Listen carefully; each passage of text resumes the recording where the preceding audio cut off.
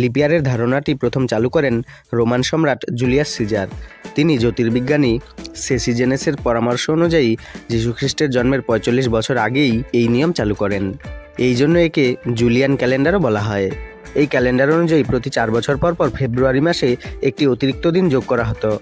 তবে জুলিয়ান ক্যালেন্ডারের কিছু সমস্যা ছিল। এই ক্যালেন্ডারের বছর গণনা করার ক্ষেত্রে কিছুটা ত্রুটি ছিল। এর ফলে প্রতি ১২৮ বছরে প্রায় একদিন বেশি হয়ে যেত। এই সমস্যার সমাধানের জন্য পোপ গ্রেগরি ত্রয়োদশ একটি নতুন ক্যালেন্ডার চালু করেন। এই ক্যালেন্ডারটি বর্তমানে গ্রেগরিয়ান ক্যালেন্ডার নামে পরিচিত, যা আমরা দিনক্ষণ হিসেব করতে বিশ্বব্যাপী ব্যবহার করছি। তবে কেউ যদি আপনাকে প্রশ্ন করে যে কত দিনে এক বছর হয়, তাহলে আপনার উত্তর হবে ৩৬৫ দিন। কিন্তু এই উত্তরটি সম্পূর্ণ ভুল উত্তর। তার কারণ কিছু কিছু বছর ৩৬৬ দিনেও হয়, ঠিক যে বছরগুলোতে ফেব্রুয়ারি মাস ২৯ দিনের হয়ে থাকে, আর সেই বছরকে লিপিয়ার বা অধিবর্ষ বলা হয়। এই সাধারণ তথ্য আমরা অনেকেই জানি, কিন্তু কেন এই লিপিয়ার বা অধিবর্ষ এর প্রয়োজন বা কী কারণে হয়, সেই সব তথ্য আজকের ভিডিওতে সহজ সরল ভাষায় তুলে ধরা হয়েছে। শুরু করার আগে চ্যানেলটি অবশ্যই সাবস্ক্রাইব করে রাখবেন প্লিজ। আমরা জানি এক বছরে ৩৬৫ দিন থাকে, আর এক বছর বলতে বোঝায় পৃথিবী একটি নির্দিষ্ট স্থান থেকে সূর্যকে একবার প্রদক্ষিণ করতে যেটুকু সময় লাগে। আমরা যদিও বলে থাকি ৩৬৫ দিনে এক বছর হয়, কিন্তু আসলে পৃথিবী সূর্যের চারিদিকে একবার ঘুরতে সময় নেয় ৩৬৫ দিন ৫ ঘন্টা ৪৮ মিনিট ৪৬ সেকেন্ড। অর্থাৎ এতে প্রায় ৬ ঘন্টা বেশি সময় লাগে, যা আমরা কোনো দিনই ক্যালেন্ডারে হিসাব করি না।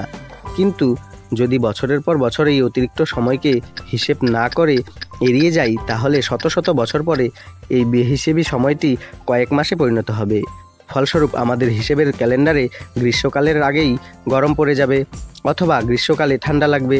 তার কারণ এই অতিরিক্ত ৬ ঘন্টা জমে জমে মাস হয়ে যাবে। কিন্তু ক্যালেন্ডার তো পরিবর্তন হবে না, তাই ঋতু পরিবর্তন হলেও ক্যালেন্ডারে কিন্তু গ্রীষ্মকালই থাকবে। এরকম এই অতিরিক্ত সময়টিকে একত্রিত করেই ৪ বছর পর পর একদিন যোগ করা হয়, এবং সেই বছরকে অধিবর্ষ বলা হয়। কারণ প্রতি বছর যদি প্রায় ৬ ঘন্টা অতিরিক্ত থাকে, তাহলে ৪ বছরে ২৪ ঘন্টা হয়, আর ২৪ ঘন্টায় একদিন। তাই প্রতি ৪ বছর পর পর সেই একদিনকে যোগ করে বছরটিকে ৩৬৬ দিন ধরা হয়। এখন সেই একদিনকে কোন মাসে যোগ করবে, সেই সমস্যা দূর করার জন্য ফেব্রুয়ারি মাসকে একদিন বাড়িয়ে দেওয়া হয়। তার কারণ ফেব্রুয়ারি মাস বছরের সবচেয়ে কম ২৮ দিনের হয়ে থাকে, তাই প্রতি ৪ বছর পর পর ফেব্রুয়ারি মাস ২৯ দিনের হয়ে থাকে।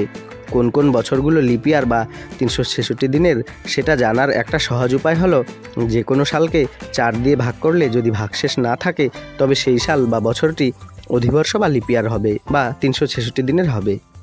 যেমন ২০২৮কে যদি ৪ দিয়ে ভাগ করি, তবে কোনো ভাগশেষ থাকে না, তাই ২০২৮ সাল লিপিয়ার হবে। এর আগে ২০২৪ সালেও কিন্তু লিপিয়ার গেছে। লিপিয়ার নিয়ে কিছু মজার তথ্য রয়েছে। তার আগে ভিডিও ভালো লাগলে চ্যানেলটি সাবস্ক্রাইব করে পাশে থাকবেন। আর আমার সাথে ব্যক্তিগতভাবে যোগাযোগ করতে অবশ্যই জয়েন বাটনে ক্লিক করে মেম্বারশিপ নেবেন। কমেন্টে আপনার মতামতও জানাবেন। লিপিয়ারে ফেব্রুয়ারি মাসের ২৯ তারিখে জন্মগ্রহণকারীদের লিপলিং বলা হয়, আর এদের জন্মদিন প্রতি ৪ বছর পর পর পালন করতে হয়। প্রাচীনকালে মহিলাদের অনেক বাধ্যবাধকতা থাকলেও রোমে লিপিয়ারের দিনগুলিতে মহিলারা পুরুষদের প্রেমের প্রস্তাব দিতে পারতেন। এই বিষয়ে তাদের ছুট ছিল।